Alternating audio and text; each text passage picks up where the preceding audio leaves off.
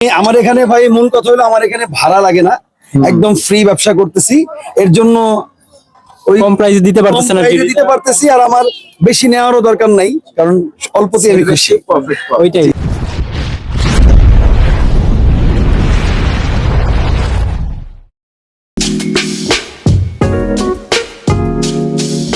আপনাদের এখানে এত ভিড় কেন?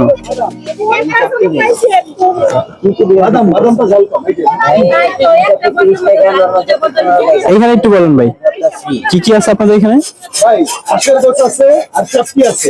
আচ্ছা। চাপটি ডিম চাপটি আছে, নরমাল চাপটি আছে, দুই আইটেমের আছে। সাথে ভর্তা আছে ফ্রি।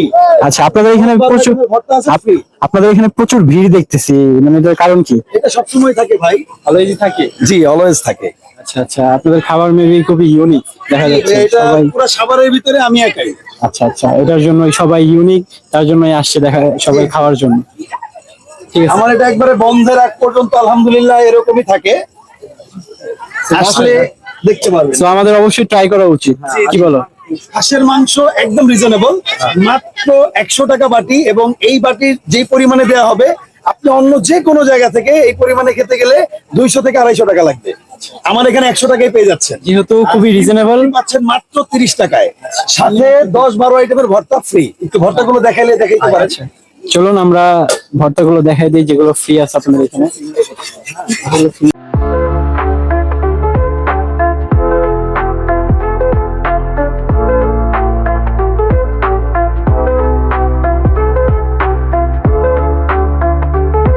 ভর্তাগুলো ইয়ামি ইয়ামি লাগতেছে, না খেলে বুঝবেন না। আমার প্রত্যেকটা ভর্তা একটার চেয়ে আরেকটা কোনো অংশ কম না। আমরা কোনটা ট্রাই করতে পারি বন্ধু? ঝাল ছাড়া আছে। আমি তো হাঁসের মাংসটা একটু দেখি, এটা কি কালো ভুনা নাকি? না না, হাঁসের মাংস কালো ভুনা টাইপের, একটু দেখলে বুঝতে পারবেন। আমি দেখাই, গোশটা দেখাই। এই যে এখানে আমার হাঁসের গোশটা, এই যে হাঁসের গোশটা দেখেন, একদম কালো ভুনার মতোই, কিন্তু একবার অনেক এরকম পাবেন না। হ্যাঁ, এবং সাইজটা দেখেন, এই সাইজটাই যে মনে করেন 100 টাকা মিনিমাম এরকম পাবেন, আর সাথে তো ঝোল পাবেন। ঠিক আছে, আলহামদুলিল্লাহ। আমি সেল বেশি হইলে আর কি অটোমেটিকলি প্রফিট চলে আসে, এই হলো বিষয়। ঠিক আছে, সো কোনটা ট্রাই করবা? হাঁসের মাংস। হাঁসের মাংস দিয়ে চলো আমরা হাঁসের মাংসটা একটু ট্রাই করে দেখি। তো আমার একটা দেন, দিয়ে ফেলেন।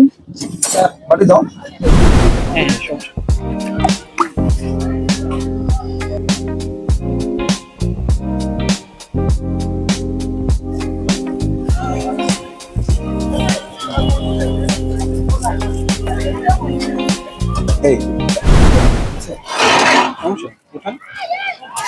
এই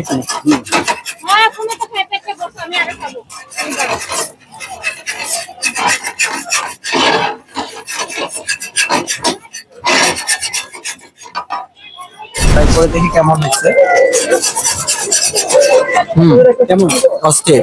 অস্থির? একটা স্পাইসি ফিল আছে। ট্রাই করে আমাকে ট্রাই করতে দিবা?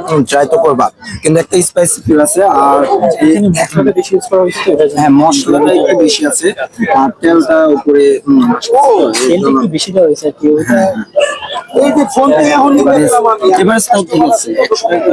খাবার হিসেবে প্রচুর পারফেক্ট। হ্যাঁ, পারফেক্ট একটা খাবার। এই যে কি মনে হয়? এই লেখা শেষ।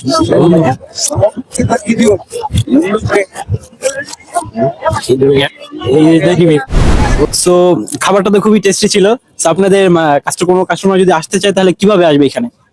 আমার এটা লোকেশন হলো তারাপুর মাঠ বলে এটাকে। জি জি, তারাপুর মাঠ। তারাপুর মাঠ বা এনামের মাঠ।